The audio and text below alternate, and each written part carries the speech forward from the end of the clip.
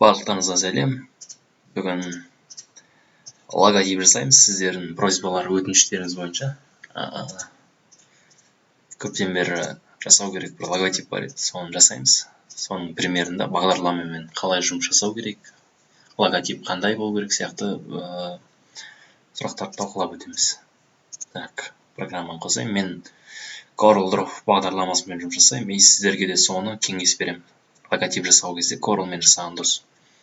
Өйткені CorelDRAW ол векторный графика дейді. Векторный графика және растровый графика деп екіге бөлінеді. Компьютерный графика.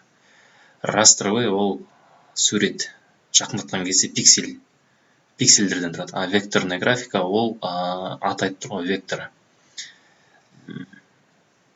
В общем, формуладан тұрады. Кез келген линиялар, суреттер формуладан тұрады. То есть айырмашылығы неде? Жалпы керек сіздерге. Векторный графика ол даже километрге логотипті распечатать ететін болсаңыз, ол анық болып көрінеді. А егер растровый графика болатын болса, фотошоппен жасасаңыз логотипті, үлкейткен кезде андай бұлдырлап кетеді. Векторный графика ешқашан бұлдырламайды. Графика деген жалпы түсінікті шығар, не екен? Графика деген мынау графический дейді, сызу, графика, бейне, сурет деген сияқты. Қазір Corel'ды ашайық. Логотип жалпы қандай болу керек, сол төңіректе сөйлесе берейік пока. Ашылғанға дейін. Бүгін маған Баян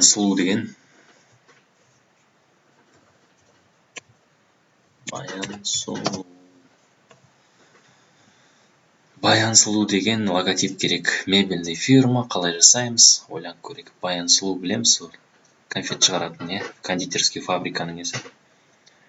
Аты бар ондай уже. Бізге Баян Сұлу қозы көрпеш. Мен ойлағам, қыздың қолын жазсам ба деп. Қыздың қолын как бы мебель сияқты. Жиһаз ретінде қыздың қолы былай көрсетілген. Қазір көреміз. Немесе шрифтовый композиция дейді. Мысалы, жазу.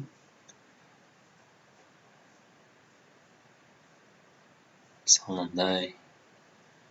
Мынау шрифтовый композицияға жатады. То есть шрифт деген білесіздер не екен? Қаріп. Әріптің жаңағы әртүрлі болуы мүмкін. Шрифт. Мысалы, мынау шрифт. Және мынау шрифт екеуі екі түрлі. То есть жазу, бірақ әртүрлі дизайнда. Так, қарап көрейік. Жалпы мен қазір Pinterest'те отырмын. Ағылшынша былай тердім. Дизайн, логотип, мебельный. Идея деп көрейік.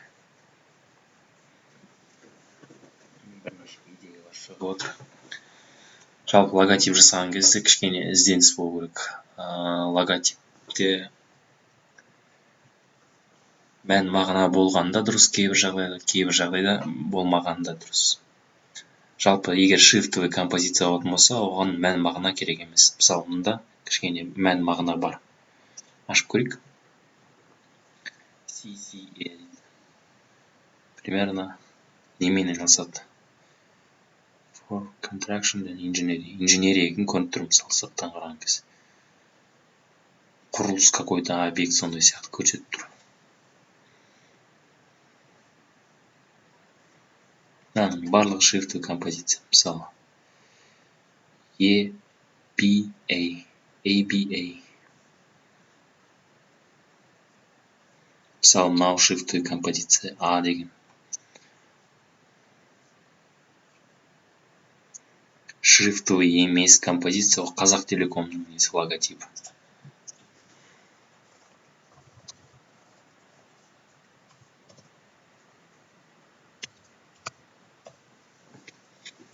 Мысалы, шрифтовый емес, астында только жазу бөлек тұрады. Мынаның өзі Қазақ Телеком екені көрініп тұр.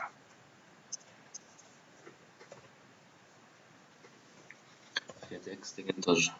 Білесіздер, FedEx деген. всемирный не доставка жасайтын компания. FedEx. Мынау шрифтовый композиция, бірақ смысл бар, көрдіңіздер ма? Стрелка доставканы білдіреді. Бізге мебельге қандай керек? Кішкене ізденіп көрейік. Баян сұлу.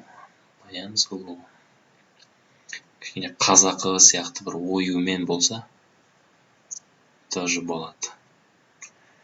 Так, программа қосылды, жасап көрейік. Баян сұлумен бастай саламыз. Так, SMIC RGB. Мына жерде SMIC таңдаймыз. Мынау Corel Draw деген бағдарлама, осындай интерфейс.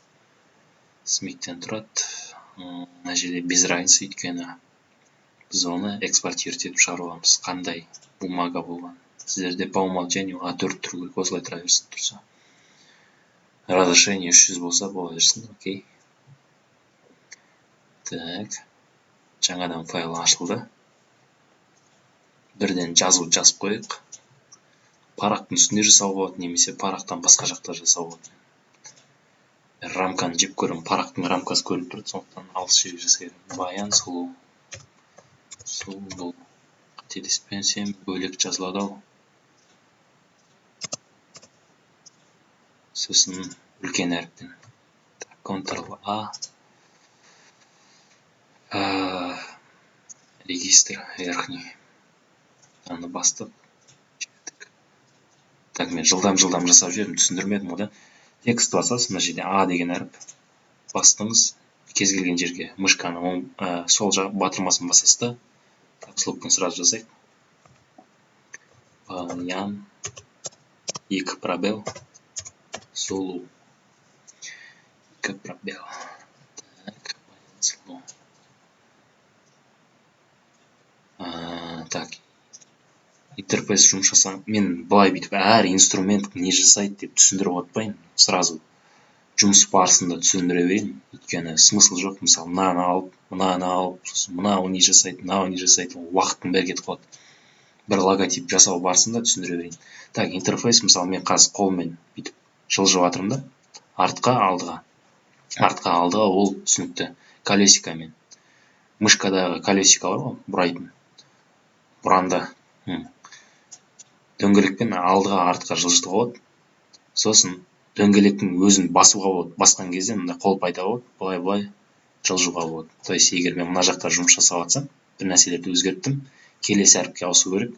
Мышканың колесикасын басып тұрып, былай жылжимын да, А әріпімен жұмыс жасаймын. Жоғары жағын жасаймын. Y осылай жылжу болады. Так, бізге енді копировать ету керек. Кез келген объектін, мысалы, жаздық, басқан кезде осындай выделить етіліп тұр. То есть, ортасына жақындаған кезде мынандай стрелка шығады. То есть, оны былай жылжытуға болады. Жылжытқан кезде тік, былай, мысалы, бір ғана осьтің бойымен жылжыту үшін shift батырмасын басамыз да. Міне.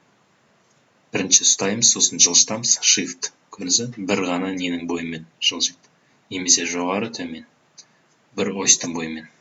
Так, бізге біреу жеткілікті қазір. Біреуін ұстадым, мұнда қойдым. Шетке қарай специально. Не үшін? Қазір shift-тарды таңдаймыз. Так, жылжытуды басам, shift батырмасын басып тұрам да. Shift батырмасын барлық ешқандай, мысалы, жылжытайын деп тұрмын ғой. Shift бастым, жылжытып тұрмын shift батырмасымен. Мышканы shift-ті жібермей, мышканың оң батырмасын басам. Копия создавать етілді. Сосын Ctrl-D комбинациясын жасайым. Менде копиялар шығады осылай. Сосын былай біреуін таңдайым да. Жоғарыда shift таңдау болады. Біреу. Екеу.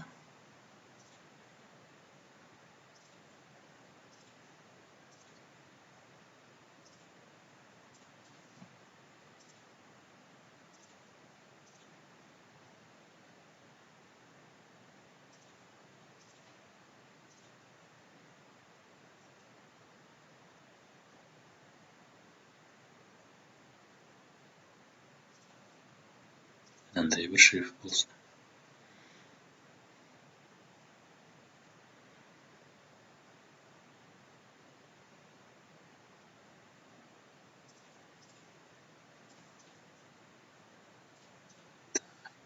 Бірнеше шрифт таңдадым. Баян сұлу.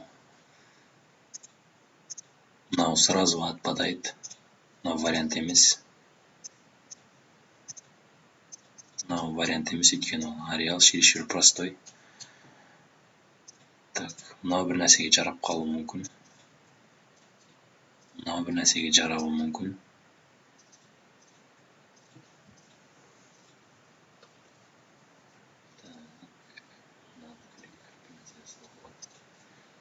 Үш шрифт таңдап алдым.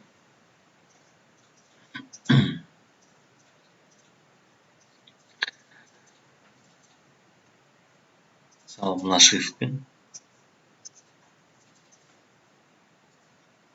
бір логотип жасап жүруге болады. Қалай жасаймыз? Прямоугольникті аламыз. Мына жерден белгілейміз, былай сызамыз.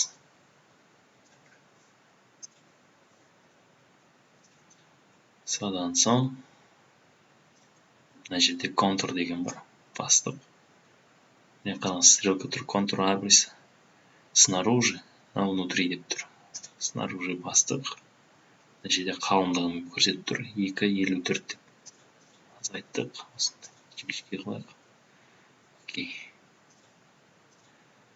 Белгіледік. Потом кез келген жерге, мысалы, объекті белгіленіп тұр, снимать ету үшін кез келген жерге бассақ болады. Так, белгіледік. Объектке өтеміз.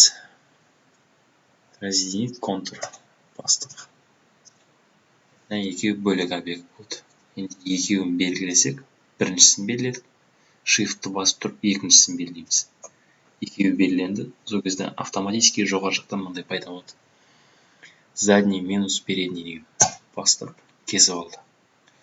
Сосын объектке, мынау объект деген мынау кез келген төртбұрыш, немесе домалақ, соның барлығы объектке жатады. Мысалы, бұл жерде объект белгілеп болған соң, мына жерде түс беруге болады. Көк түсті бердік.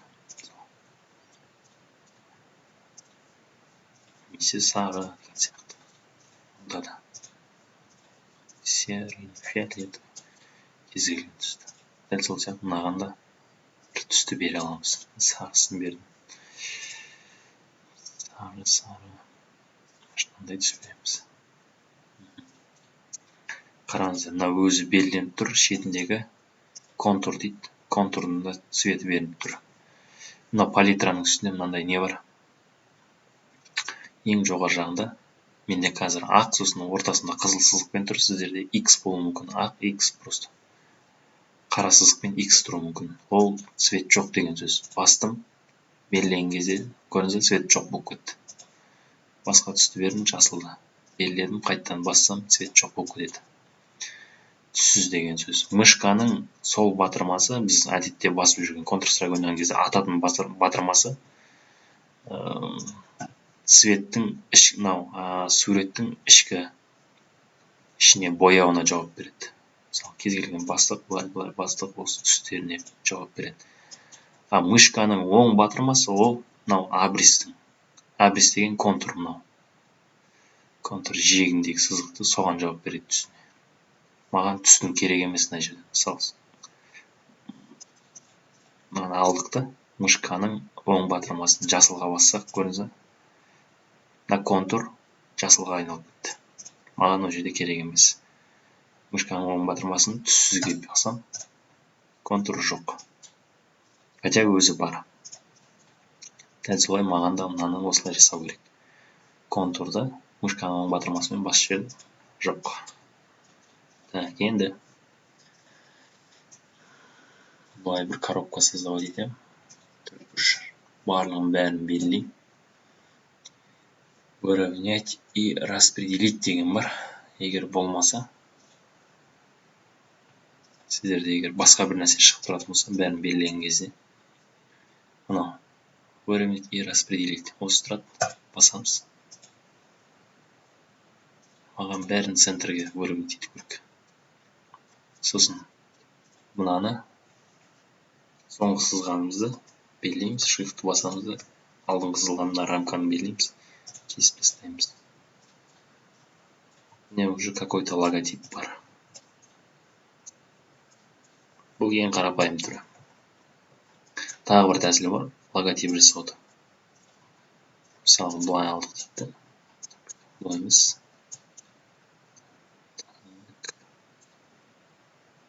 Мынаны алдық дейікші. Жылжытып бір жерге қойып алайық. Жақындаттық, алыстаттық. Қазір негізі интерфейсқа кірген кезде әбден былай жұмыс жасап көріңіздер, ненің қай жақта жатқанын былай жылжытып қолдарыңызда үйретесіздер. Бастық, так, жирный деген настройка қойып жоғары жақта. Жирный қоюға болады, көріңіздер ме? Мына жақта былай қоюға болады. Осыны копировать, ставить.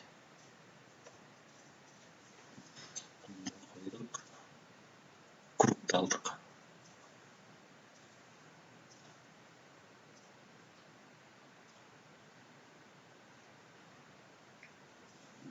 Тағы бір круг аламыз.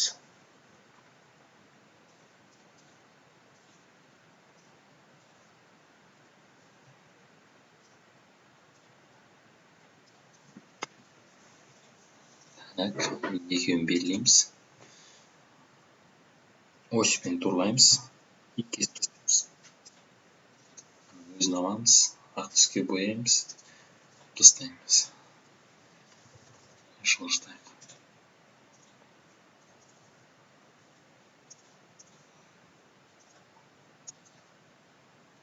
Разъединить. Бастық. Жоғары жақтарын белгілеп шығамыз. Shift-пен. Shift батырмасын басу арқылы бәрін белгілеп шығамыз жоғары жағында.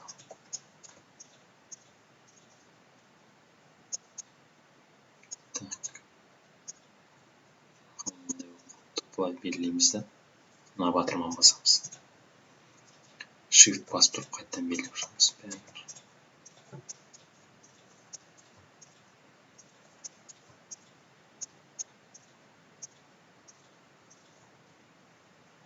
Бәрін белгіледік, сосын мынаны батырманы слияние. Бұған түс береміз. Жоғары жағы көк, асты жағын тоже бірге құрастырайық. Мысалы, осындай логотип болды уж дайын. То есть, мынау бір вариант, мынау екінші вариант деген сияқты. Тағы бір вариант көрсетейін бүгін. Логотипті ұрлау деп аталады.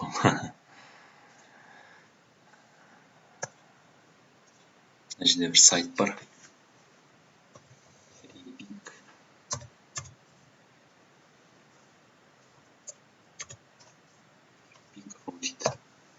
Орысша версиясына кірелік. Мысалы, жиһазға байланысты.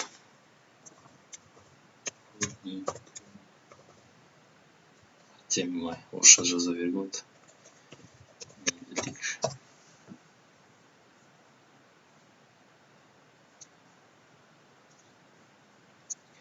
Мебель деп тердік.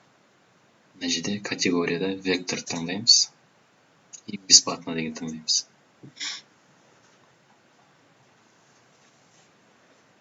Мысалы, осының ішінде сразу векторный графикалар тұрады.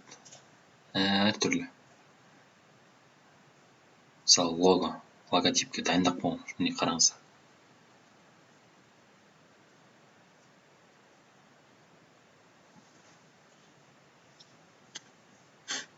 Міне алауш дайын логотип тұр, тағы біреу. Міне тұр. Минимализм.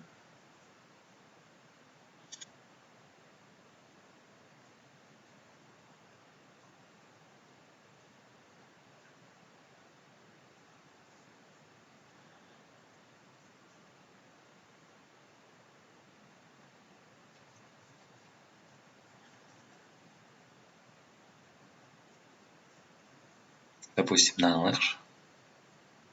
Бастық. Скачать дейміз. Бесплатная загрузка. Бізге түсті. Открыть, показать в папке. Міне тұр. Аламыз да извлечь.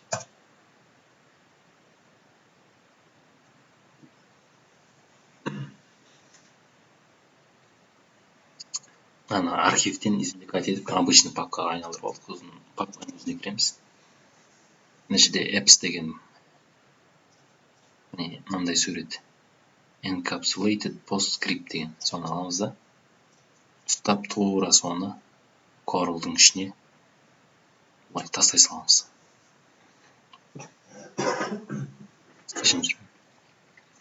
Import apps дейді. Так, бізге жазулар принципі керек емес. Кривые деу керек. Окей. Сол ойланады да бір жерге түседі. Міне түсті. Барлығы бірге тұрды. Мына отменить группировку дегенді басамыз. Сосын ішінен біреуін таңдап алып өзімізге. Так, аккуратно былай белгілеп аламыз. Белгілеп алдық та, мына жаққа жылжытып қойдық. Сөйттік та, мына жерден астындағы жазуларын удалить тастаймыз да.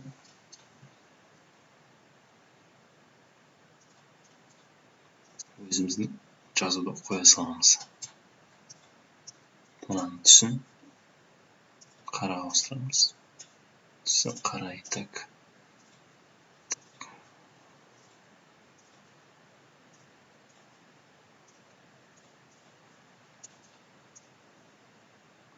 Өзін аламыз да.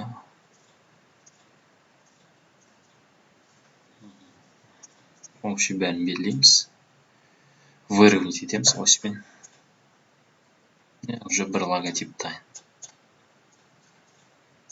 Постқа примерно Инстаграмға қоюға болады уже. Прямоугольник аламыз. Ctrl-ды басып тұрып былай тастаймыз.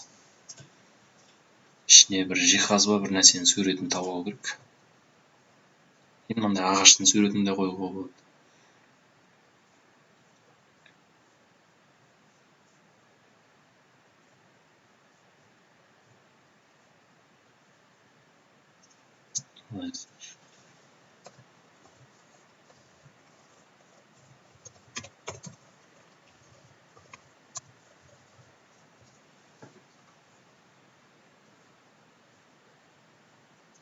Суретті алдық. Картинку сақталды. Показать в папке. Алдық, тартып тура Corel'ға лақтырамыз. Мына жерге тастаймыз. Жерге түсті. Сурет. Мышканың оң батырмасын басамыз. Мышканың оң батырмасын басып, поместить в контейнер деген бар. Басамыз. Мындай қара стрелка шықты. Біздің жаңа салған төртбұрышқа сал жерге саламыз ішіне. Так, сыртында контур тұр. Бізге контур керек емес. Алып тастаймыз. Так, басқан кезде мынандай изменить деген пайда болды. Ішінде сурет бар, өйткені контейнер болып тұр. Изменить ішіне кіреміз. Примерно ракурсты подобрать етеміз. Көзге әдемі тұратын бір ракурсты.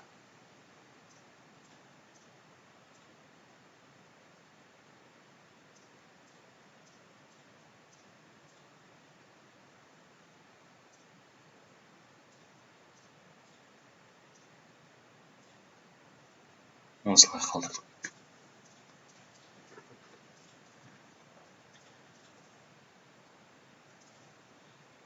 Так, сыртына бір слой жібере салайықшы.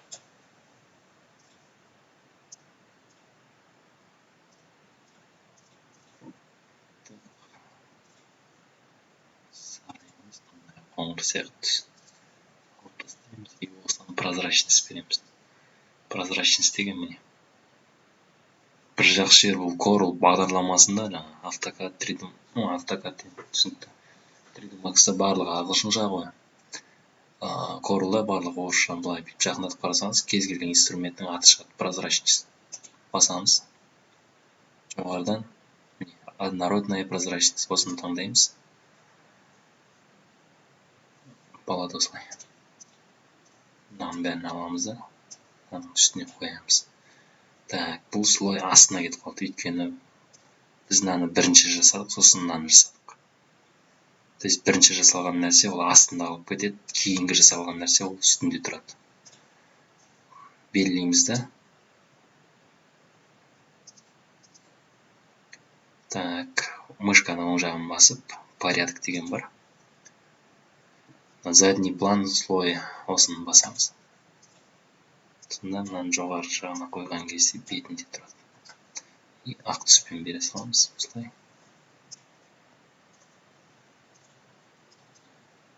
Так, мына жерде аз болып тұр негізі. Бетін алдық, прозрачность көбейту керек сәл. Жасадық. Не, уже бір логотип бар. Инстаграмға дәл осылай қойып қойға болды. Немесе керісінше мынаны аламыз, ақ түс береміз. Мынаған қара түс берсек болады. Осылай да беруге болады. Сосын режим прозрачностьқа кіріп, мына жерде настроить етуге болады. Читание. Если светлее, если темнее, деген сияқты. Оттенок. Осветление. Желательно негізі қолданбай қойған дұрыс бұл жерде.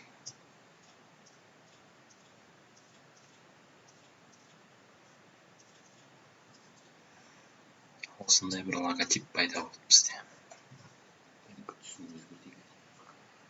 Қара емес, кішкене. Сияқты. Екі рет басамыз түске, астында заливкаға. Программа просмотра цветов. Басайық.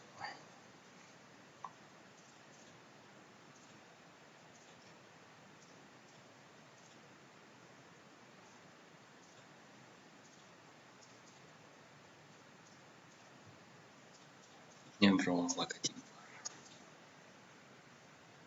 Дәл осыны алайық. Шынан привязка пайда болды, ұстадық. Екінші жағына ұстадық, узел тауып тұр. Мышканы оң батырман бассақ, копия тастайды мұнда. Фонға басқа цвет беріп көрейік. Мысалы мынандай сарғыш түс. Аламыз да мынаны аққа айналдырып көрейік. Көрінбей қалады екен. Қызыл, қоңыр, қара.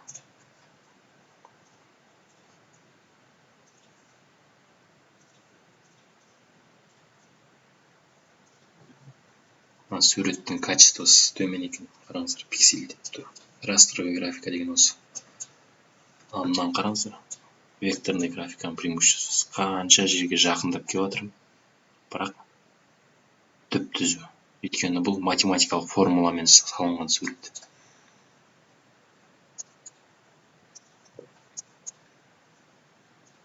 Осылай ұрлап кез келген логотип жасауға болады. Қарап көрейік мынау Pinterest. Фрипикке, то есть. Фрипикке, например, мына жерде қандай сала бар мысалы? Автосервис.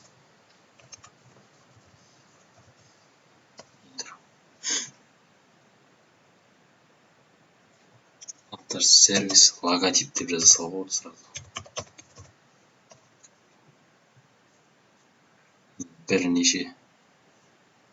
Мұның бәрі тегін жатқан дүние. Қолдануға болады. Негізі ағылшынша терсеңіз көбірек шығады.